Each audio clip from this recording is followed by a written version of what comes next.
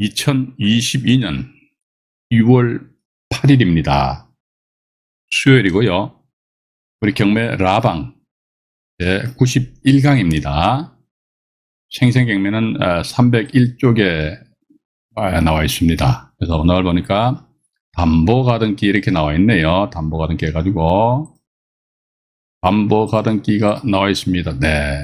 그래서 담보가등기는 뭐냐? 이게 이제 이 내용은 보면요, 일반 우리 경매 교재 보면 거의 다들 나와 있습니다. 이 내용도 보면 제가 생생경매 301쪽에 나와 있는 내용 중에서 일부를 제가 이제 정리를 해드렸거든요. 해드렸기 때문에.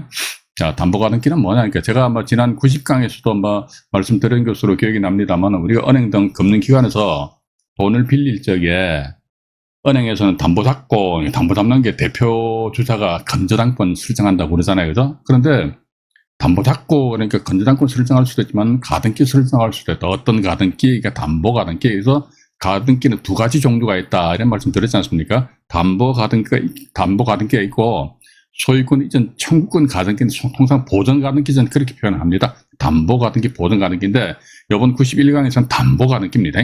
담보 잡고 돈을 빌려주는데, 가등기를 담보로 잡고, 그죠?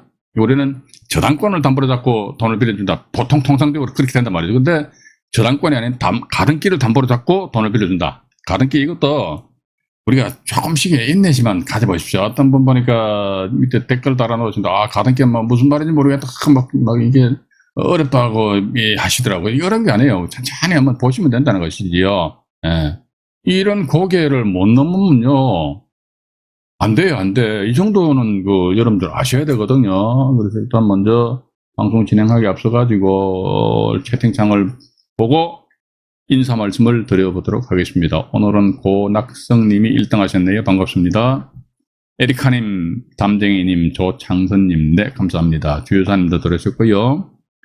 떡갈비님, 박황용님, 알까기대왕님, 리장님, 항상 리장님은 자리를 빛내주시네요. 감사합니다.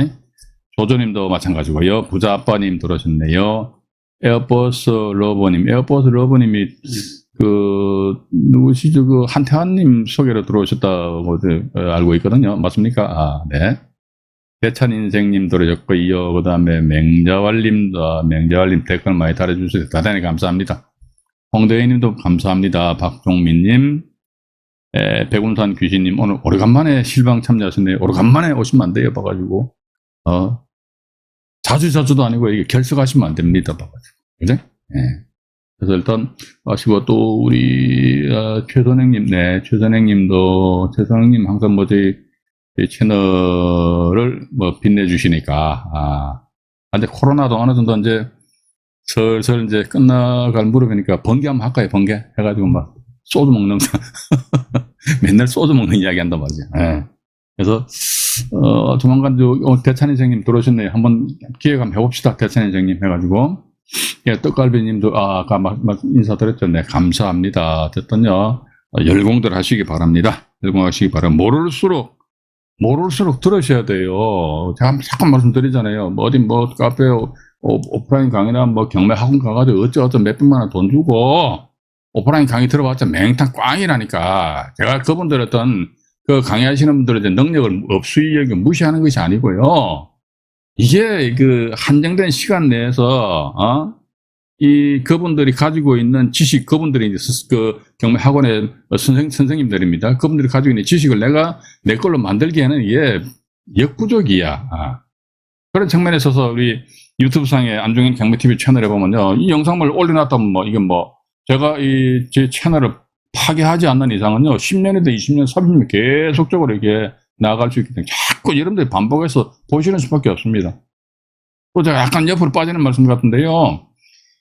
법원 경매 이걸 알아놓으시게 되면 최소한도 우리는요, 부동산 투자 활동을 통함에 있어가지고 부동산 투자 활동 또는 부동산 거래 활동도 되겠죠. 그죠? 내가 남의 집을 전세에 들어가 산다 아니면 내가 남의 집을 매입을 한다 했을 적에 최소한도 상대방한테 당하지는 않아요. 당하지 않는다는 뜻. 특히 뭐냐면 부동산의 가격은 우리가 슈퍼 가가지고 말이죠. 1,000원짜리 과자 사는 거 하고는 이게 견줄 바가 못 되지 않습니까? 몇 억에서 몇십억이 왔다 갔다 한단 말이지. 그런 측면에서 가지고 천천히 여러분들 인내심을 가지고 공부를 해보시기 바라겠습니다. 보니까 담보가등기는 가담법 하니까요. 이게 사실은 가등기 담보 등에 관한 법률입니다. 이게 이 가등기 담보 등에 관한 법률 11자입니다. 그러니까 너무 길어. 그러다 보니까 가담법 그러는데요. 가담법 12조 1항에 의해서 이 담보가등기 저당권을 본다. 이거 제가 조금 전에 말씀을 드렸습니까? 은행에서 돈 빌리면서 저당권을 담보로 잡고, 은행에서 돈 빌리면서 가등기를 담보로 잡고, 그죠? 저당권을 담보로 잡고, 가등기를 담보로 잡고. 그러니까 담보가등기는 저당권이에요. 따라서 담보가등기하고 저당권은요, 거의 사촌지간입니다. 거의 비슷해. 예. 근데 딱 하나 틀린 게 있습니다. 뭐냐면요, 틀린 게 아니고, 딱 하나 차이 나는 게 뭐냐면요, 청산 절차. 청산이라는 거, 이게 있는데, 이거 제가 조금 더 설명드릴게요. 나머지 뭐 담보가등기나 이 저당권은 똑같아요. 근데 어떤 분들은 이런 생각을 하시는 것 같아요. 뭐하러 봐가지고 가뜩이나 복잡한 세상인데 말이지 또 가등기 담보 등하는 법률에 가지고 이런 또 법을 왜 만들었냐 이게 만든 이유가 있어요. 이유 있으니까 그 이유를 제가 조금 더 설명드릴게요.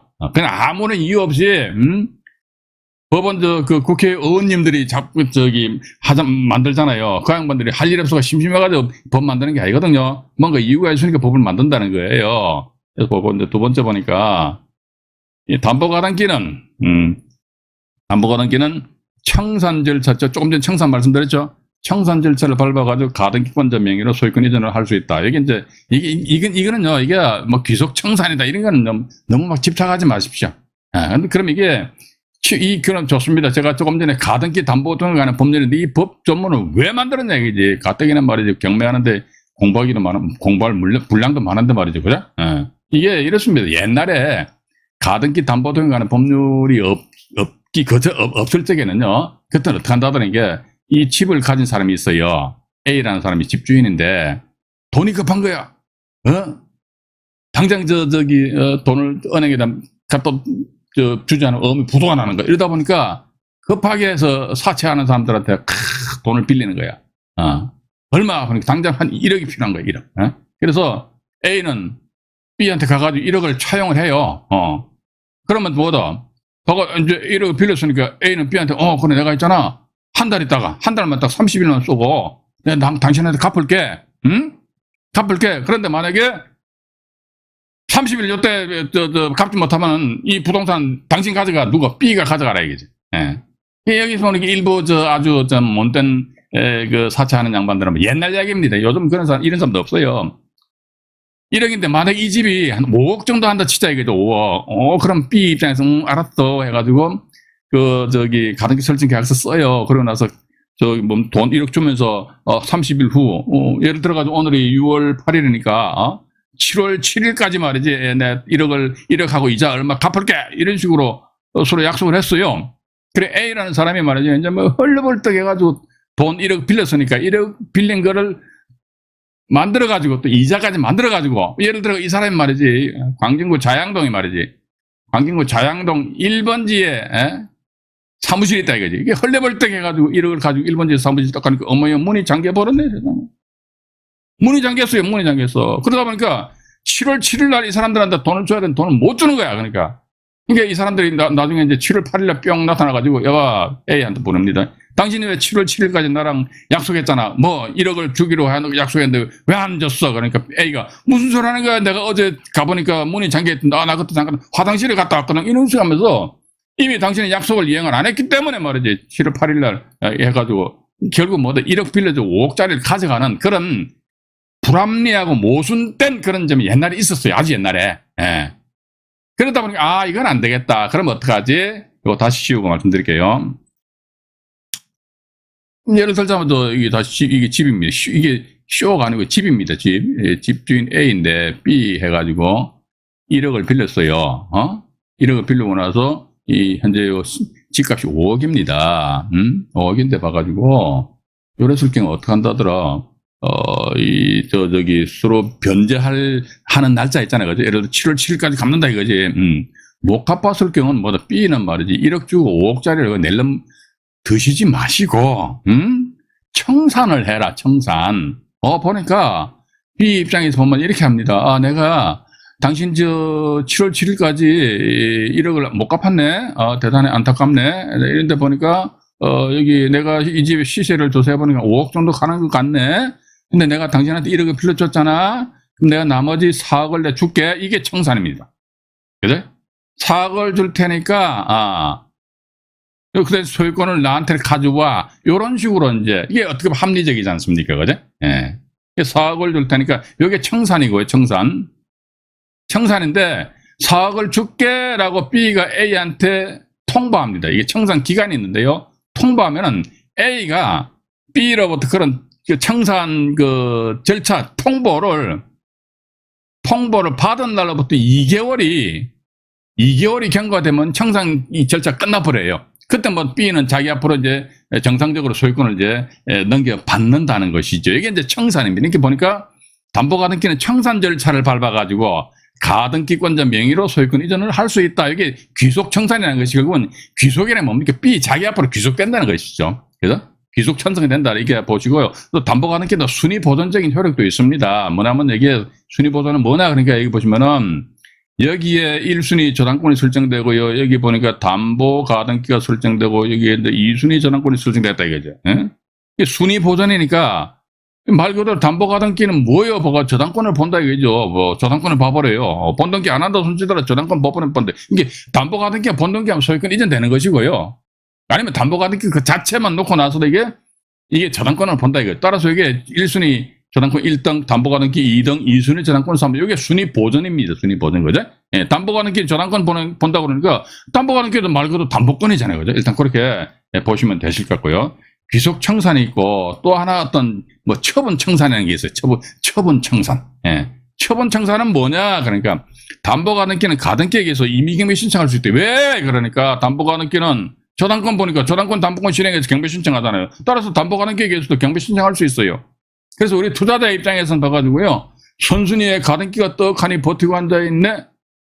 그런데 그 선순위 가등기권자가 임의경매 신청하였네? 그런 그냥 100% 내 마음 놓고 입찰 들어가셔도 됩니다. 왜냐면요. 선순위 가등기가 임의경매 신청했다. 그러면 앞뒤 제일 필요도 없이 무조건 그건 담보가등기. 왜냐면 그 법원에서 가등기권자가 경매 신청 서류를 제출한단 말이에요. 했을 때 법원에서 담당 경매 계에서 나름대로 이 채권자, 가등기권자의 경매 신청이 타당한지 타당하지 않는지에 대해서 판단할 거 아닙니까? 딱 보니까, 당신 뭐야, 저기 담보가등기인데요? 그럼 뭐 서류 봐봐. 그러니까 가등기 설정 계약서, 그 담보가등기권 해가지고 경매 개시 결정 내려준단 말이죠. 그죠? 그거 이외에는 제가 볼 적에는요, 안심을 해서는 안 된다. 저는 그렇게 보고 있습니다. 제가 오늘도 보니까 가등기 관련해가 유튜브 상에 보면요, 이런 이 영상물들이 많이 올라와 있잖아요. 그죠? 많이 올라와 있는데, 이런 걸 봤어요. 봐가지고. 첫 번째, 선순위의 가등기가 임의경매 신청한다. 임의경매 신청하면 마음 놓고 들어가. 이건 맞아요. 또 두 번째 보니까 제3자가 이건 아마 제가 90강에서 여러분들한테 말씀드린 것으로 기억이 납니다. 제3자가 경매 신청을 하니까 요 가등기가 말이지. 가등기가 채권계산서입니다. 채권계산서를 제출하면은 요것은 이제 담보가등기다 이거지. 그냥 마음 놓고 들어가라 이거지. 웃기는 줄 하지 말라니까 이거는요 이게 담보가등기가 아닌 보존가등기 파트가 있어요. 설명드릴게요. 이건 아마 제가 저번 90강에서도 말씀드린 것으로 기억이 나는데 부산에서 있었던 사건입니다. 그래서 이거는 결국 이게 아니다. 이게 아니다. 이 가등기가 말 그대로 채권계산서를 제출하면은 이로 인해서 담보가등기일 수도 있는데 담보가등기가 아니고 보존가등기일 수도 있다는 것이죠. 왜? 그러니까 담당 법원에 하는 집행 계장이 이 양반이 뭐 사람입니까 신입니까? 사람이잖아요. 그죠? 사람이면 실수할 수도 있어요. 그죠?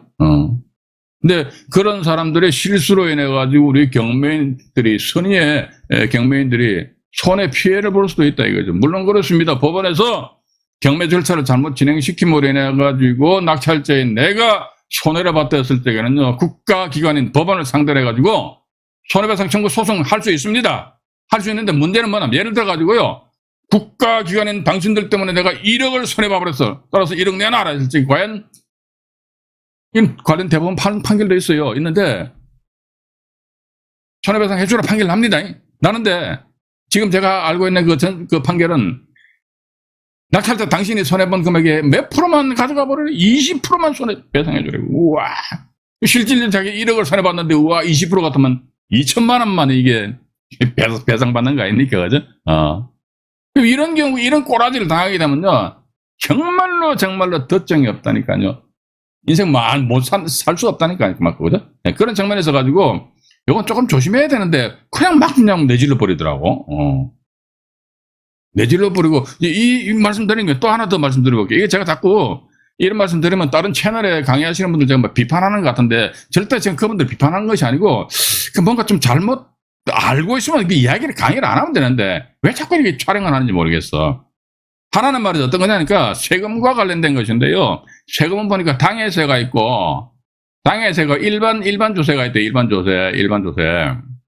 당해세 같은 경우, 당해서 우선은 체계가 우선 변제권이 있다고, 그건 이해를 하는데, 일반 조세 같은 경우는 부동산 등기 부동산세 압류 등기된 때를 해가지고 이 사람의 지위가 확정되기 때문에, 어머야, 웃기는 소리하고 자빠져 앉아있네. 이거 아니거든요. 일반 조세 해가지고, 만약에 이렇게 보시단 말이에요. 압류 등기됐다 그러면요. 예를 들자면 A라는 사람이 먼저 전입신고하였습니다. 그죠? 그 다음에 B라는 그 세무서에서 압류를 해서 압류 등기를 했는데 이게 보니까 일반 조세야. 그러면 그분의 말씀에 의하면 이 B, 요걸 기준으로 해서 이때라서 이 사람의 지위가 확정된다 이거죠. 아니죠. 봐가지고. B는 일반 조세다. 근데 봐가지고 만약에 당해서는 당해서 우선은 지금 일반 조세 같은 법정 기일이라는 게 있습니다. 법정 기일이 만약에 A가 전입신고한 때보다 빠르다면 법정 기일이거든. 법정 기일이 빠르다 그러면요. 그때는 이게 B 압류 등기가 먼저 A보다 먼저 싹 다 가져가 버린다니까요. 그러므로 인해서 어쨌든 A는 뭐다? 말소 기준 권리인 B 압류 등기보다 먼저 전입신고했기 때문에 대항력은 있는데 단지 배당 절차상에 있어가지고 B의 법정 기일이 A의 전입신고에 의한 대항력 발생보다 빠르다 그러면 배당은 얘가 싹 다 가져간다. 근데 이 사람 대항력 있네? 근데 경매 결과 예를 들어가지고 전세 보증금이 2억인단 말이지. B의 세금이 말이야 확 다 받아가는 바람에 이 사람 보니까 실질적으로 한 5천만 원밖에 배당을 못 받았어. 그럼 나머지 1억 5천만 원 어떻게 한다? 낙찰자 인수해야 된단 말이지. 그죠? 이런 사실관계를 간과하고 그냥 막 싸질러 버리더라고. 저는 싸질러다고 이 말씀드립니다. 그래서 저는 분명히 말씀드립니다. 저 경매 시인 아닙니다. 저도 모르는 게 있어요. 혹시 이제 이렇게 우리 시청자 여러분들이 만약 저한테 뭡니까 영상물 밑에다가 댓글로 질문 주시거나 했을 적에 저 모르는 게 저는 100% 모른다고 그럽니다. 왜? 돈이 한두 푼 왔다 갔다 하는 게 아니잖아요. 수천만 원, 수억이 왔다 갔다 할 수 있는데 그때 그렇게 이야기할 수 있냐. 그래서 제가 왜 이런 말씀 드렸냐니까 영상물을 보고 그죠? 저희 안종현 경매 TV 채널에 올라와 있는 영상물에 대해서도 안종현이 정말 틀린 이야기 했단 말이지. 콕콕 집을 수 있는 그런 실력을 내가 갖추려고 하면 내 머릿속에 뭐가 들어야 됩니까? 공부해야지. 공부해가지고 경매 지식이 들어야 될 거 아닙니까? 맹탕 없어. 몰라. 그럼 안종현이 막 과음지니까 저 사람 완전히 막 호통 경매 강연 속이 시원하다. 속이 시원하면 뭐 할 낀데 봐가지고 틀린 내용이 전달해 버리니까 그죠. 그래서 여러분들이 공부를 싹 하시다 보면요, 딱 이제 다른 채널도 왔다 갔다 하시다 보면 이 양반 이게 틀린 이야기구나. 아무튼 밑에 댓글도 달지 마세요. 그런 거 그죠. 시비 걸 필요도 없고 그죠. 예. 그런 식으로 이제 여러분들이 차츰차츰 나아가셔야 돼요. 그렇게 하기 위해서는 약간의 시간을 요한다는 것이지요. 그래서 가능하시면은 실방 라이브 방송도 참여를 하시고 그죠? 예. 하셔가지고 저는 솔직히 그렇습니다. 물론 뭐 유튜브 보니까 유튜브를 통해 가지고 어떤 수익을 막 많이 올리시는 분들도 계십니다. 뭐 저라고 뭐 그렇게 욕심이 안 나겠습니까만 그런데 그런 부분에서는 크게 개의치 않습니다. 예. 어쨌든 여러분들은 공부하셔가지고 공부하시라니까. 그래서 나중에 또 오프라인에서 만나가지고 소주 먹을 적에 여러분들 돈 번 이야기 들으면 저희가 얼마나 기분이 좋겠습니까? 그죠? 일단 그렇게 하시고요. 여기 또 보니까 이제 세 번째 보니까 임의 경매 신청할 수 있다 그러니까 경매 신청의 처분이라는 것은요, 이 소유권의 권능은 소유 목적물을 사용하고 눈앞에 자꾸 날파리가 왔다 갔다 합니다. 수익하고 처분할 수 있는 그런 권능이 있어요. 소유권의 권능은. 내 거니까 내가 마음대로 사용하고, 내 거니까 내가 전세 놔가지고 수익 올리고, 내 거니까 말이지 이 집을 팔아물 수도 있고, 또 은행에서 담보대표가 저당권을 설정할 수도 있고, 그죠? 근데 저당권을 설정한 그 은행에서는 봐가지고 저 사람 돈 안 갚냐니까 확 저 부동산 처분해 버리자 이렇게 나옵니다. 그죠? 처분한다고 그러니까 이게 우선 변제적 효력이 있다. 우선 변제적. 그러니까 우선 변제권. 그러니까 이 담보 가당키든 저당권이든 물권으로 봐야 돼. 물권, 그죠? 물권이다. 그러면 이게 물권은 우선 변제권. 그 우선 변제권은 뭐냐? 우리나라 말 쉬워요. 우선 변제권은 뭔데? 이게? 우선해서 변제받아갈 권리입니다. 그럼 또 참고로 말씀드리면요. 최우선 변제권입니다. 예.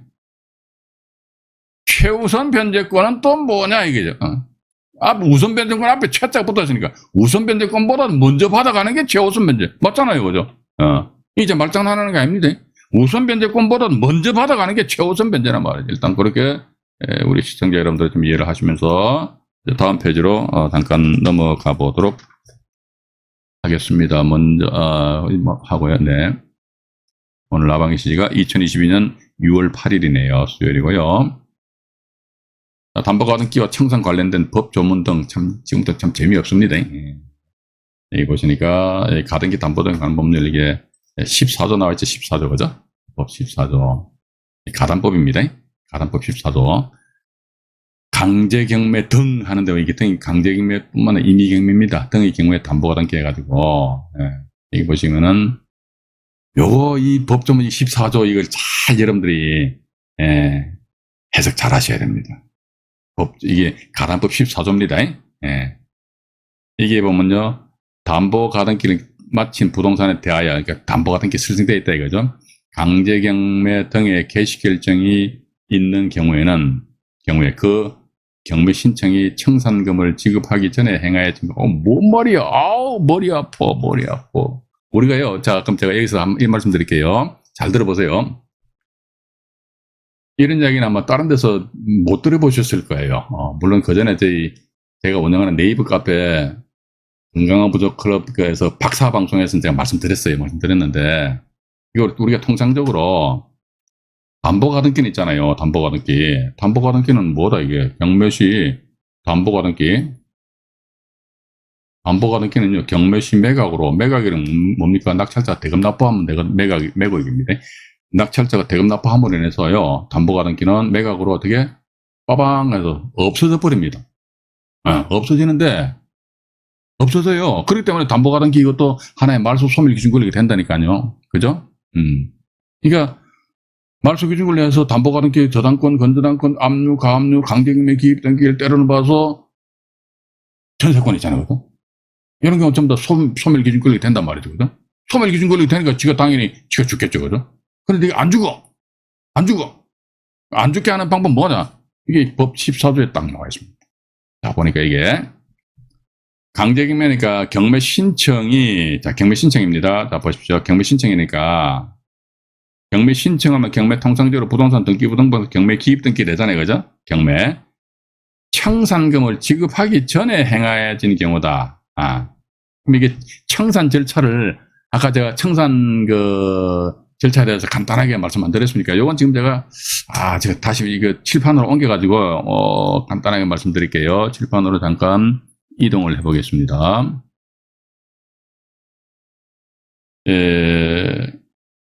이렇게 보시면 돼요. 봐가지고 이때 A하고 B 간에 있어가지고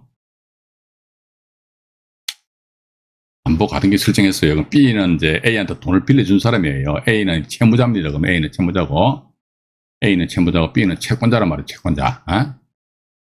이 상태에서 이제 둘이서 이제 돈을 빌려주고 받고 하니까 가등기 설정 계약서를 쓴단 말이죠. 그죠? 몇 년, 몇 월, 며칠까지 돈 갚아라. 이렇게 나옵니다. 몇 년, 몇 월, 며칠까지 돈을 갚아라. 그런데, 이거 보니까 아까 말씀 안 드렸습니까? 이게 A 집인데 B가 말이 1억을 빌려줬는데, 옛날에 가등기 담보 등에 관한 법률이 없을 적에는요, B는 말이죠. 변제 기일 당일날, 아니면 또 그 전날 해가지고, 이 A라는 사람 돈 가지고 올 수 있을 거 아닙니까? 그죠? 그럼 저기 비행기 타고 해외여행 가버려. 해가지고 9박 10일 정도 해가지고 사무실 비워놔버려요. 맨날 눌러봤자 사람이 없잖아요. 이게 옛날 사람들이 좀 어리석은 게 뭐냐면요. 제가 만약에 돈을 빌렸습니다. 그런데 변제기일날 딱 그 현장 가보니 문이 잠겨있네. 우와, 큰일 났잖아요. 그럼 어떡한다. 법원에 가서 공탁해버리지 뭐. 공탁하면 채무 유행이 돼버리잖아요. 그죠? 공탁해서 공탁서 받아가지고 근데 그 다음날 짜잔 이 사람이 나타나가지고 야 당신 말이지 어제 나한테 돈 안 갚았지. 그때는 이 사람 뭡니까 짠 해가 공탁서를 보여줘요. 나 있잖아 어제 내 당신 사무실에 가보니까 없어가지고 어제 보러 해가지고 법원에다 공탁했걸랑. 네가 알아서 공탁된 거 찾든지 말든지 해버려. 이런 식으로 하면 되는데 옛날에는 그랬지 못했던 모양입니다. 그러다 보니까 아마 선량한 국민들이 좀 많이 당했던 모양입니다. 어쨌든 봐가지고 청산 절차를 밟는데 5억이다 말이죠. 그죠? 그럼 4억이라는 금액을 줘야 될 거 아닙니까? 그죠? 여기 봐가지고 B는요, B는 A한테, 야, 내가 4억을 주겠다.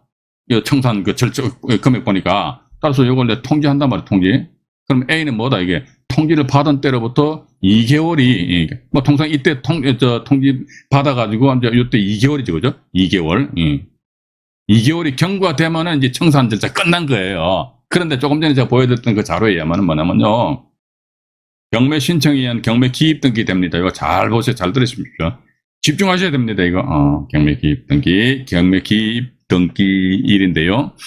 경매 기입 등기 됐다. 이거. 경매 기입 등기 되기 전 청산 절차가 진행 중이거나 요건 진행 완료됐죠. 이게 2개월이라는 기간이 경과된다는 거예요. 예를 들자면요. B가 A한테 5억을 빌려줬다 그러면요. 내가 집값 조사해보니까 5억이네. 그러면 B는 A한테 줄 돈이 없잖아요. 청산금이 없어요. 그럼 어떡한다? B는 A한테, 야, 내가 조사해보니까 5억인데, 이 집 주택의 가격이, 근데 내가 나한테 5억을 빌려줬잖니? 이러다 보면 난 더 이상 내가 당신한테 줄 돈이 없고, 오히려 당신 나한테 이 5억에 대한 이자도 줘야 되잖니? 그래서 청산금 없다. 라는 그런 내용 자체를 A한테 통보를 하고, 그 통보한, 그 상대방이 통보를 받은 때로부터 2개월이 땡 경과돼야 되지만, 청산기간이 완료가 되고, 청산기간이 완료가 돼야지만, 그때 B는 그 자기 앞으로 소유권 이전을 할 수 있는 그런 상황이 된다는 것입니다. 그죠? 그런데 보니까 이 경우는 2개월이라는 기간이 경과되었어. 그럼 청산이 완성됐어요, 완성. 근데 조금 전에 보여드렸던 그 내용에 의하면요, 경매 기입등기를 현재 보니까 청산 중이거나, 아니면 아예 청산 안 했어. 근데 앞에 가등기가 있네, 순순히 또 이게 담보가등기. 담보가등기, 그건 뭐 봐가지고, 당신은 배당받고 그냥 소멸돼버려. 이런 내용입니다. 그런데 여기서 보니까, 보십시오. 이미 경매 기입 등기가 딱 됐습니다. 근데 보니까 가등기 담보등기는 법률제 14조입니다. 14조 보니까 이미 여기 그 A와 B라는 사람이 있었는데, 이게 B라는 사람이 이제 자기 앞으로 담보 가등기를 설정했잖아요. 한 상태에서 이때 만약에 쭉 해가지고 그 전에 경매 기입 등기 되기 이전에 2개월이라는 기간이 청산 기간이죠, 그죠? 청산 기간이 끝났어. 완료돼 버렸어. 다 우리가 있지 않습니까? 청산 기간이 완료됐는데, 우와, 이 사람이 그냥 담보 가등기만 설정해 놓는 거야. 담보 가등기만 설정해 놓고 가만 앉아 있는다. 그럼 우리 과연 이걸 법원에서조차도 모릅니다. 법원도 안 했습니까? 최선순위의 가등기가 설정되어 있다고 그랬을 적에요. 저 가등기가 담보 가등기인지 보존 가등기인지 법원에서 조사도 그걸 모르기 때문에 법원에서는 그 가등기권자한테 최고를 합니다. 네가 돈을 꾸어줬으면 담보 가등기라고 해서 채권 계산서를 제출하고, 만약에 돈 꾸어준 사실이 없다더라 그러면 너는 너의 소유권 이전 청구권을 대한 가등기이기 때문에 그 보존 가등기입니다라고 우리 법원에다가 신고해라, 이런 식으로 법원의 조사도 모른다는 거예요. 근데 봐가지고 이 사람 입장에서는 2개월이라는 기간이 완성되었습니다. 그럼 단지 이 사람은 자기 앞으로 이 본등기 소유권을 가져오면 끝나버려요. 근데 본등기 사자 안 했어. 근데 2개월이라는 청산 기간이 끝남으로 인해서 어떻게 한다 하더라도 본등기 안 했으니까, 야, 그 당신 청산 그 절차는 무효야. 그건 아닙니다. 자, 근데 이런 상태에서 만약 기입등기한테 경매가 나왔다 그러면 우리 투자자 입장에서 봐가지고, 야, 이 담보가등기가 최선순위로 설정되어 있구나. 조사해보니까 내가 담보가등기다, 이거지. 그러니까 담보가등기가 되면 얘가 소멸기준 걸린다, 이거지. 얘가 소멸기준이면 얘는 죽겠지. 죽으면 어떡한다든, 야, 근데 마음 놓고 입찰 들어가지고 나중에 뿅 해가지고 담보가등기가 소멸되는 것이 아니고 효력이 있다 하더라도 이 가등기가 나중에 본등기해버리면 낙찰자 소유권을 상실해버립니다. 이러한 경우가 발생될 수도 있지 않습니까? 그래서 제가 그 전에 카페에서 네이버 카페죠, 그죠? 지분 특강 방송할 적에는요, 이 담보가등기인데 소멸 안 되고 인수되게 하는 그런 방법을 언급을 했어요. 근데 이번 저희 그 채널에서 이제 언급을 안 했습니다. 이게 너무 복잡해가지고 또 그런 것도 저기 일부 또 못된 사람이 들으면 그것도 악용을 할 그런 여지가 없지 않아 있을 것 같아가지고 제가 여기서 이제 간단하게 말씀드립니다. 자, 그럼 다시 이제 이 화면을 조금 이제 정리를 하고요. 그 다음에 또 다시 네 넘어왔습니다. 다시 이제 말씀드릴게요. 여기 보시니까 강제 경매 등의 개시 결정이 있었던 경매 기입 등이 됐다는 거예요. 법 14조입니다. 여러분들은 오늘 방송 끝나고 나서 아십니까? 가등기 담보등에 관한 법률 14조 법조문을 몇 번이나 한번 읽어보십시오. 제가 말씀드린 것에 토달해가지고 이해를 하시면서 이 경우에 그 경매 신청했다네 청산금을 지급하기 전에 행하여졌대요. 그러다 보니까 청산금이 없는 경우에는 청산기간이 지나기 전에 그러니까 청산이 아직 완성이 안 됐다는 거 아닙니까? 그죠? 그러니까 청산 절차가 완성이 되지 않았다면 담보가등기 권리자는 그 가등기에 따른 본등기를 청구할 수 없다. 자, 본등기를 청구할 수 없다. 그러면 어떡한다? 단지 자기 배당받고 그냥 죽어라 이거지. 그런데 우리가요, 이런 법률에 대한 해석도 보면 반대 해석이라는 게 있습니다. 그럼 만약에 청산금을 지급한 후에 행해졌다. 그러니까 청산 절차가 끝나버렸어. 청산 절차가 끝난 이후에 경매 기입 등기가 되었다 하더라. 이랬을 적에는 가등기에겐 본등기 청구를 할 수 없다가 아니고 할 수 있다. 이런 식으로 이제 문구가 바뀌지 않겠느냐.